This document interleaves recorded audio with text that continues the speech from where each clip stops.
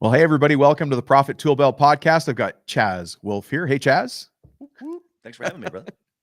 Well, absolutely. And you know, the mechanical, or I guess the electrical gremlins have been our friend today, haven't they? They have been. They have been. But that's okay. Hey, we're persistent. Here we are. We're persistent. We know that we're charging forward. As I like to say, I'm so forward facing, I don't need back pockets on my jeans. There you go. Hey yo. Only Yeah. only front view mirror, right? Or only looking out the front. Only No out the rear view. windshield. Yeah. That's right. Now, the reason I have you here to talk to our audience is because you've got this perspective on lean operations and the abundance mindset, Yeah. right? Fair to say. Hey yo. So we're gonna talk about that today. But before we get into that, can I ask you a pretty abrupt question? Sure. What you got? Chaz Wolfe, who the heck are you? And how is it you come to be speaking to all these forward-facing contractors all over the world? Yeah, well, I mean, if they are listening to your show, I mean, they are forward facing, they are forward thinking, they're action takers, Yeah. learners, all the fun things. And so I'm honored to be here. But Chaz Wolfe is a husband, father of four, serial entrepreneur. Of course, I have a construction business and have been quite successful in that. But I've also got retail franchises. I've got a portfolio of real estate. I've got all kinds of other types of alternative investments. But what I'm most excited about is the community that I'm building called Gathering the Kings. We've got entrepreneurs from all across the country inside the community, and we help them win in all areas of life. Yeah, I love it. So that's the only reason that you're here?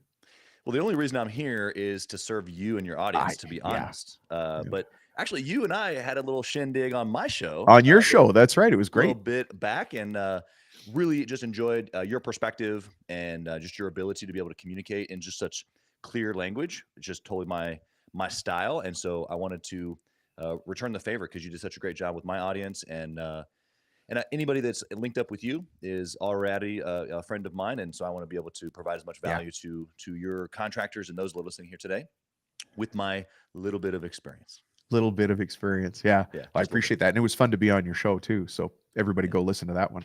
It was a good one.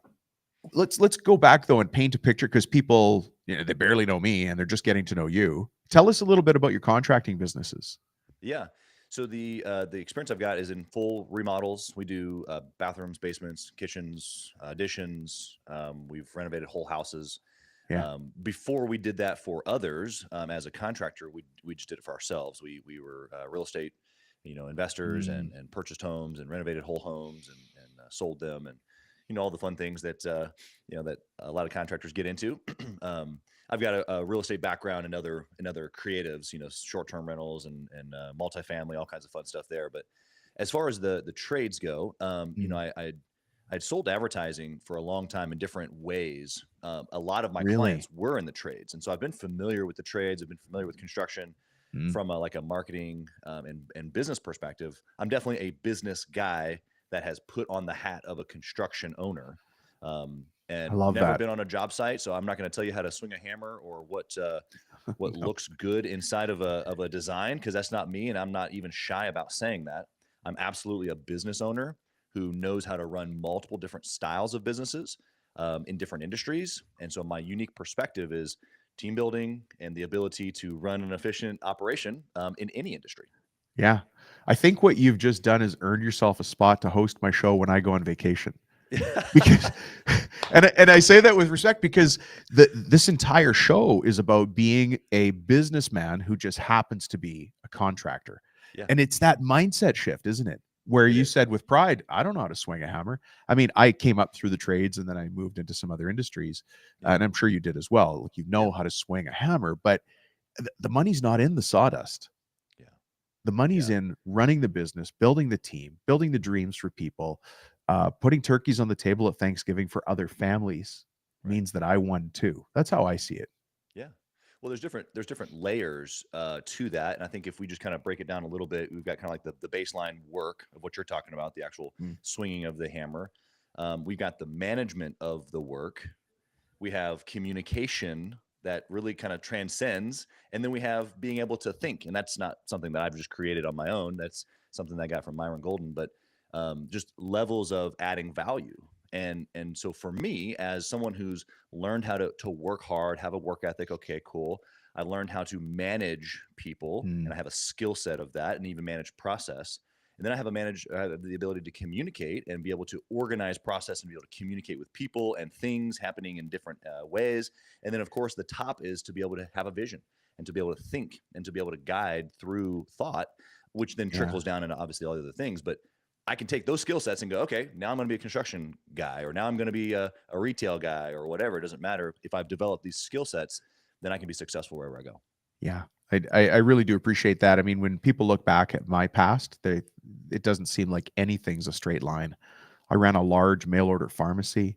I ran a global franchising company. I was There you a go. global franchisor, and I had a painting company at one point. All sorts of things, but really it's business.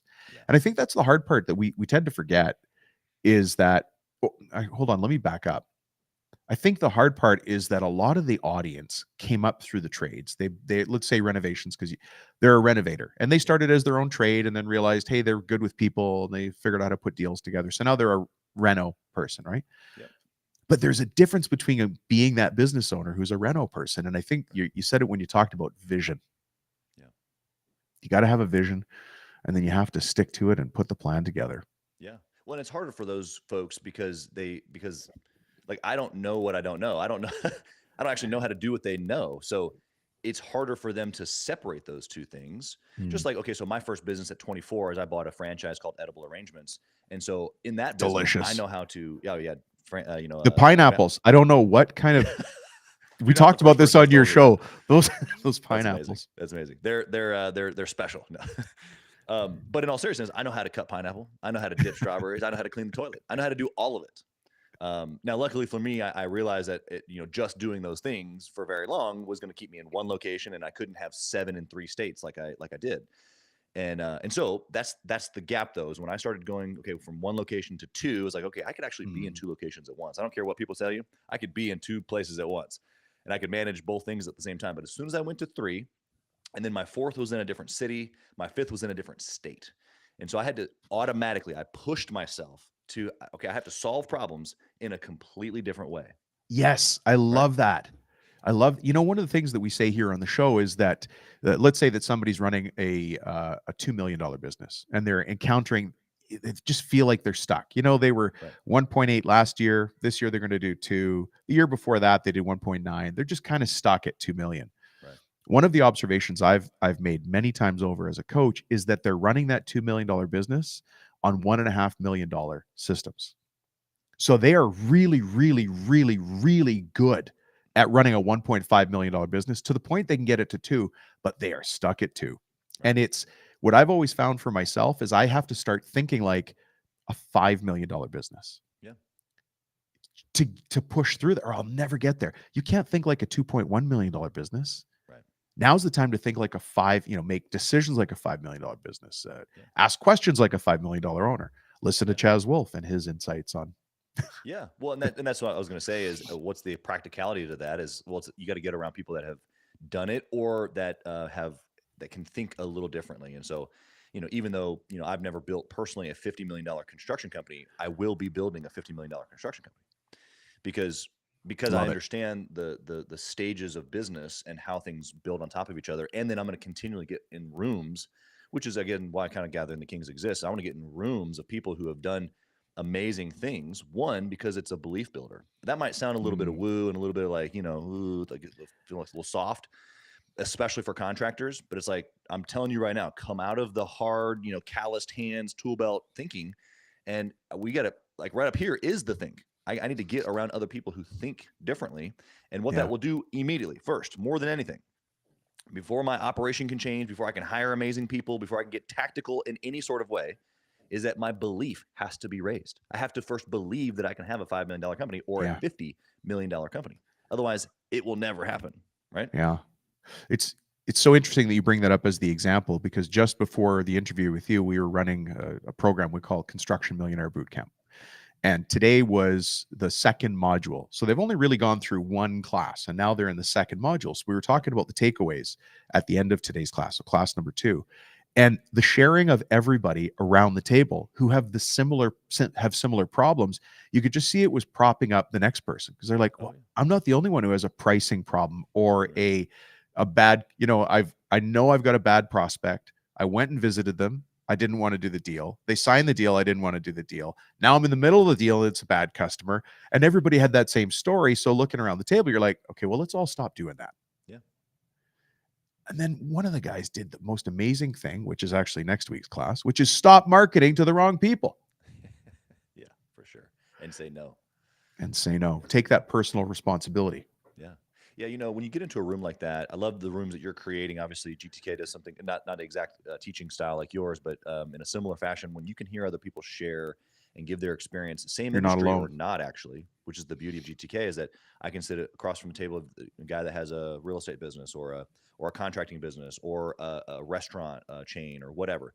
And as I hear the things that they're going through or that they've overcome, it agitates thought, as I say. Oh, that's a And good way to say it. yeah, it immediately makes me think, oh, you know what? That's interesting. Or I get to share my stuff.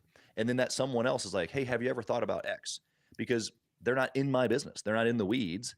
And so they can take a look at it and go, something that seems so simple to them from their perspective, their experience, their industry. Yeah. And it's like, wait a second. That's amazing. I should definitely do that. But what you were talking about, which I think is so important, and I don't want to pass on it, is the isolation factor.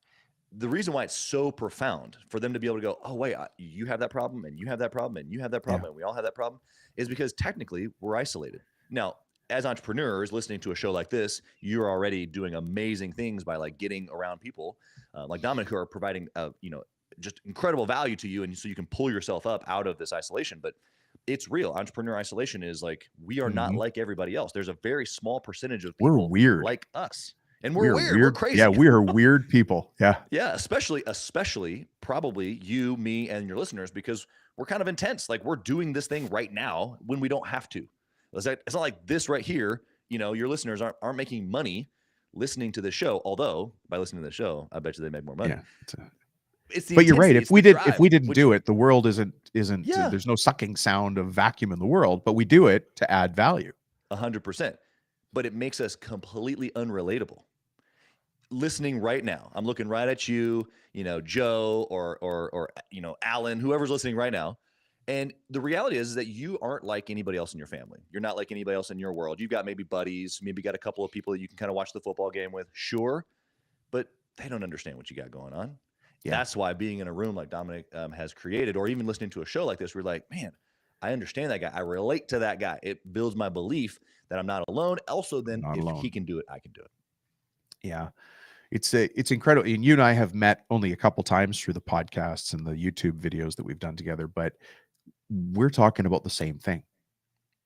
We're talking about exactly the same thing. So those success breadcrumbs exist. You just have to go out and find them and then follow them. And, I constantly have to remind myself that the overnight success takes 30 years. Yeah. It's not overnight. It's, even winning the lottery is not the key to success, because you have to know how to handle an abundance of wealth. Yeah. Or you just treat it as money instead of wealth and you lose it. Yeah. And it's that mind, who you have to become to get there. Yeah. Yeah. You have to become it first, right? Yeah. Yeah. We're supposed to be talking about lean strategies and the abundance. Hey, this is as lean as it gets, babe. You got to have belief. Have you, how much do you guys consume lean methodologies in all of your business operations?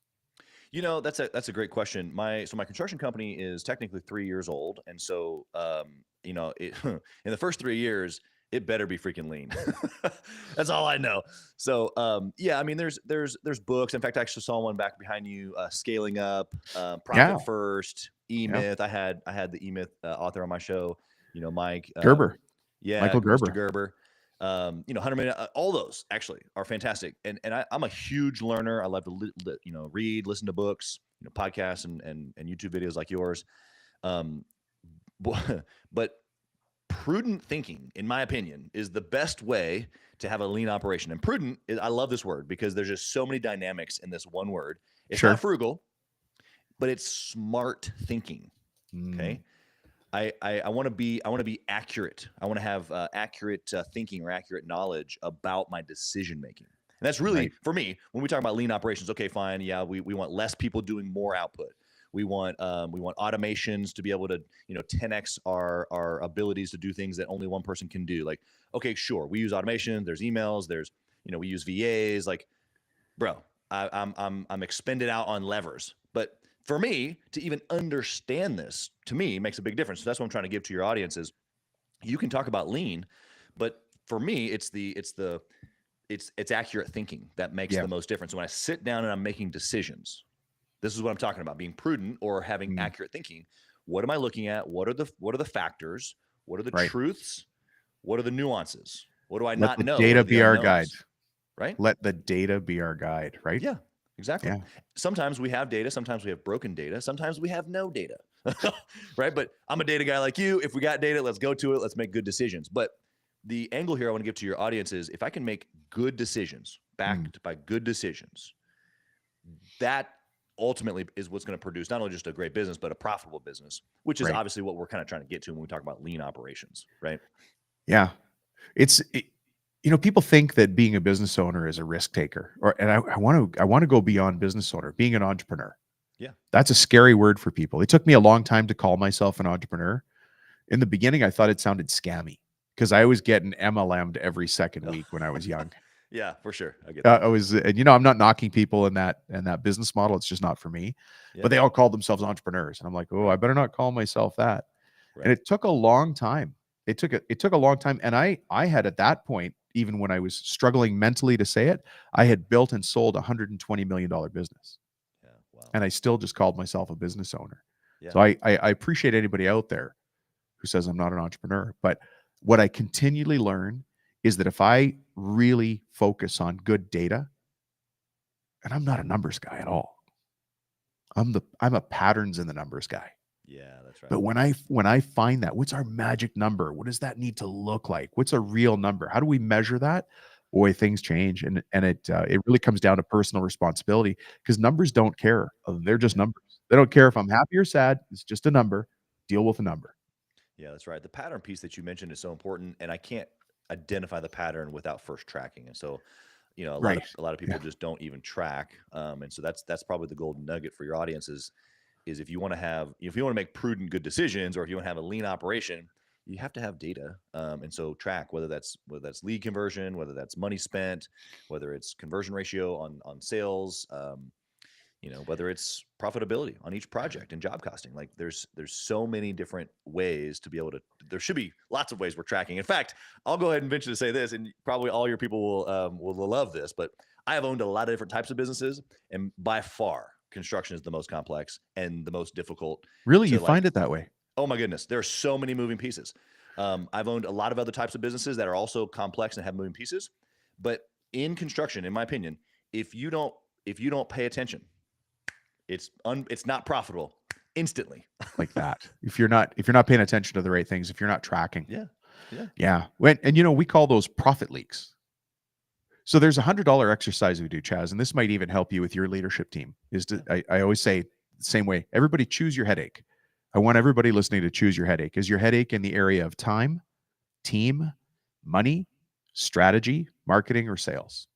And people who have a family business, you can just add family business on there. So choose your headache, right? Yep. Now let's call that a $100 headache. It's a $100 headache. That's what that headache costs. If you had one thing to change in your business that would make you an extra $100 a day, what would that be? And so everybody goes to their pages and they're like, we would increase the price on this. We would stop our go backs. We would have better internal quality control. So we're not driving to Home Depot to get fasteners, right?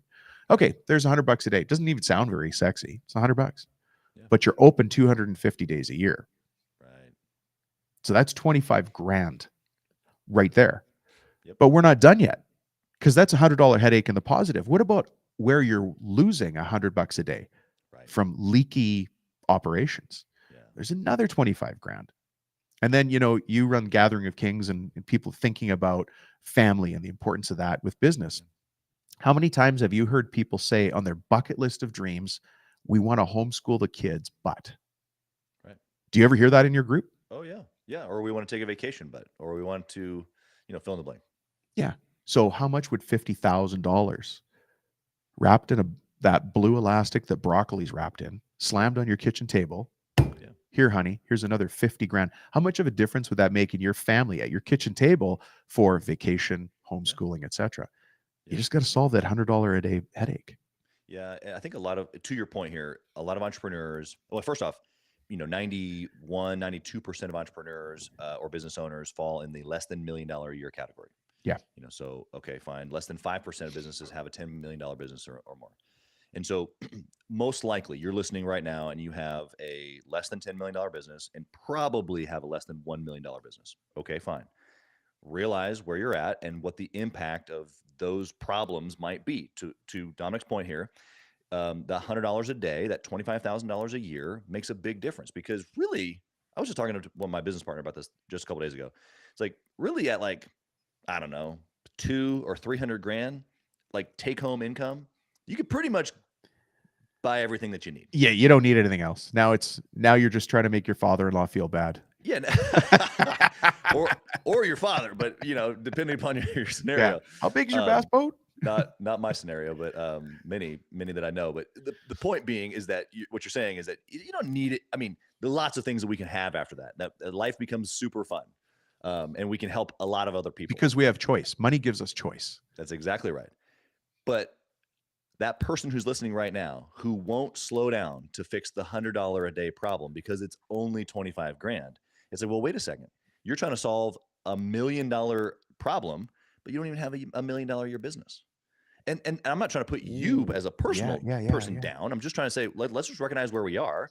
How you get to the $1 million a year is you solve $100 a day problems.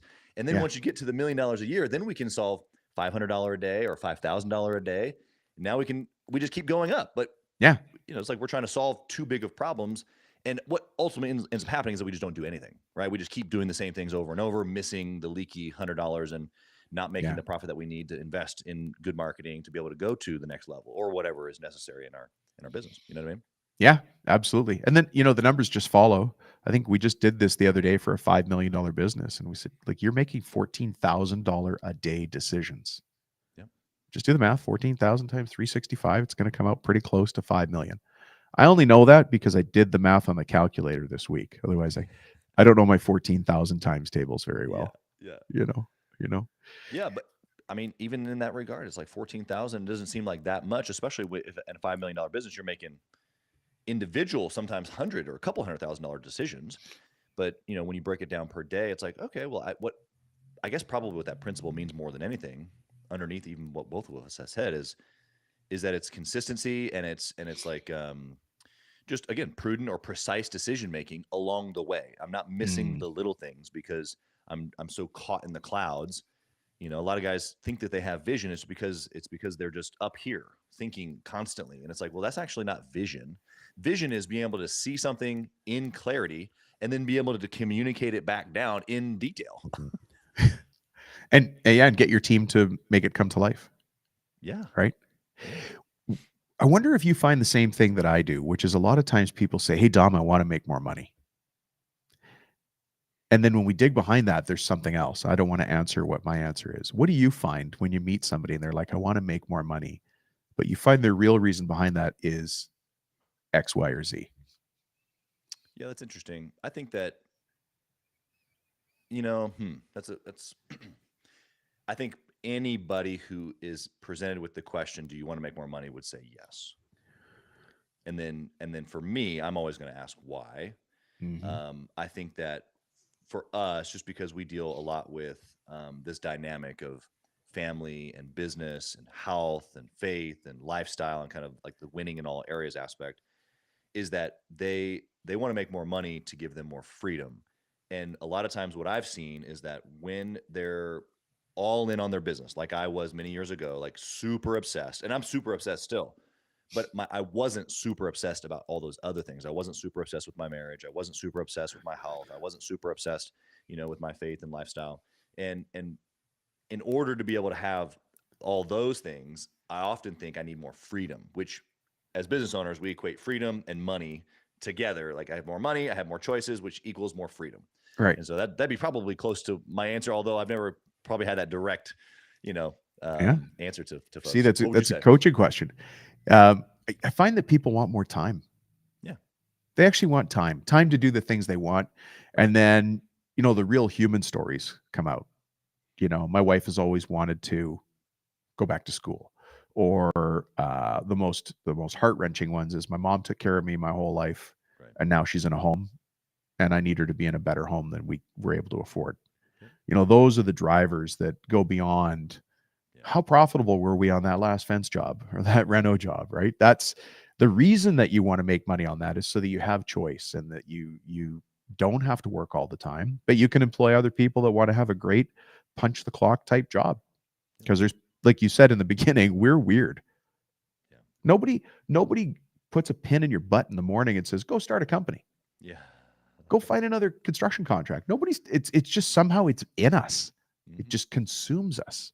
Yeah. And then we need to focus and channel that energy into, ways that help us succeed.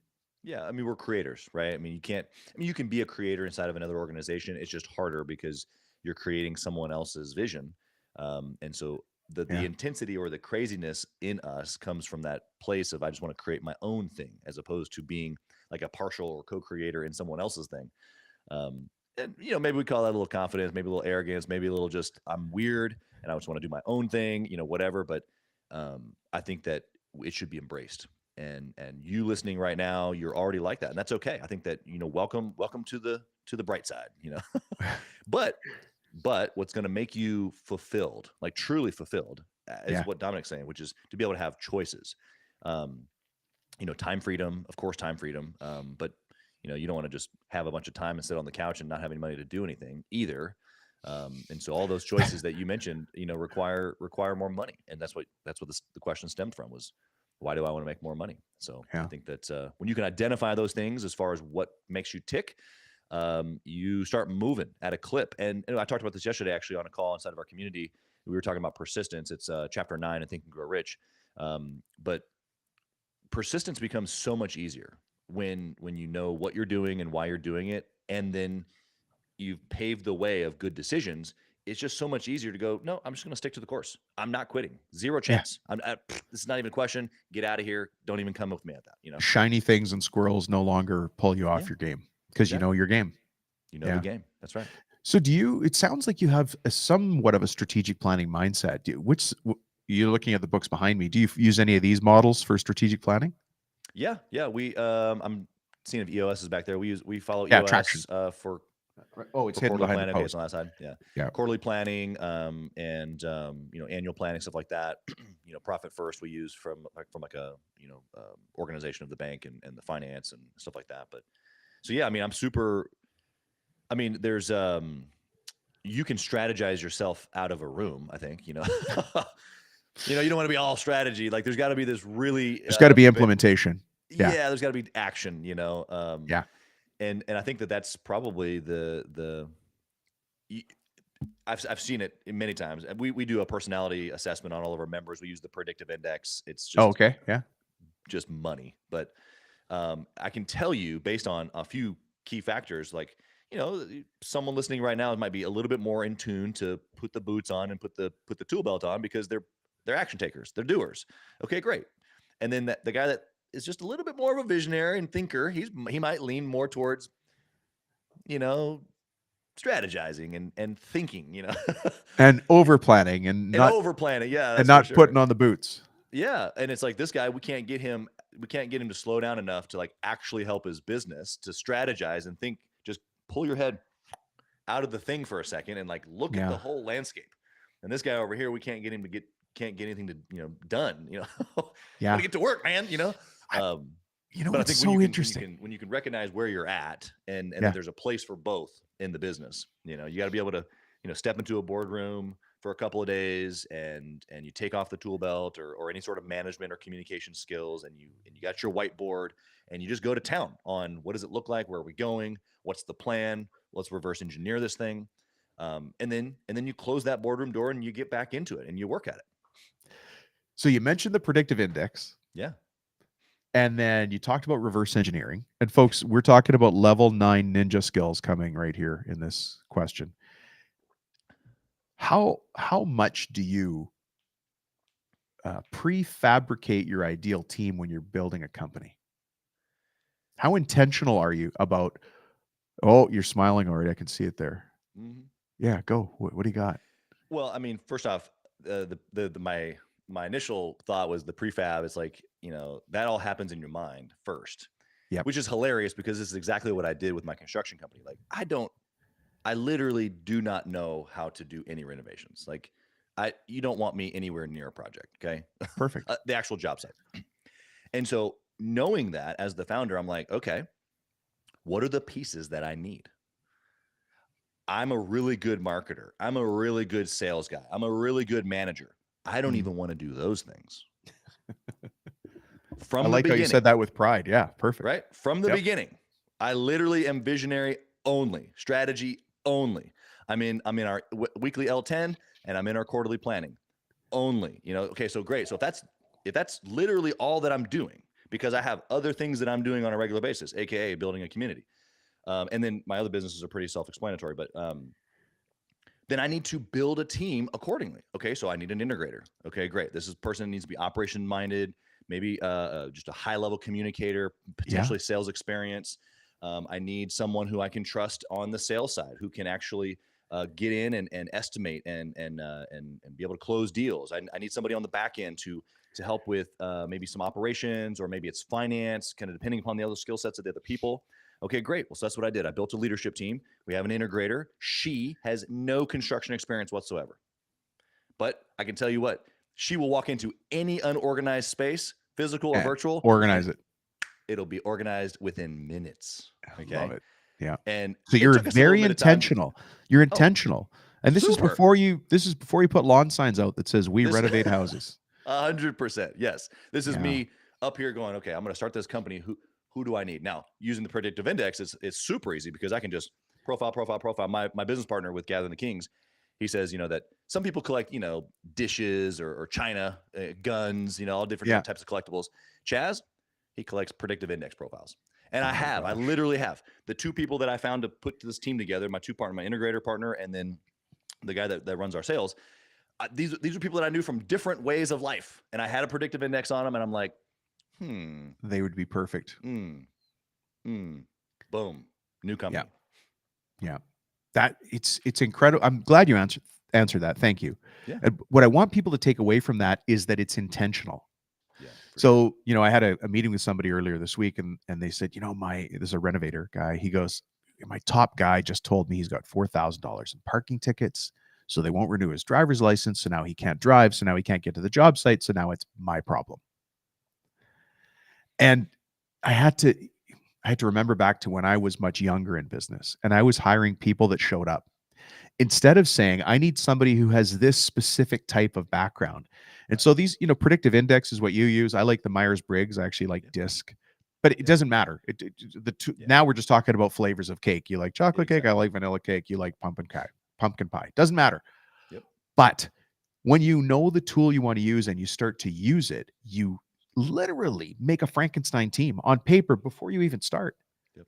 So we have people that want to hire a new office manager.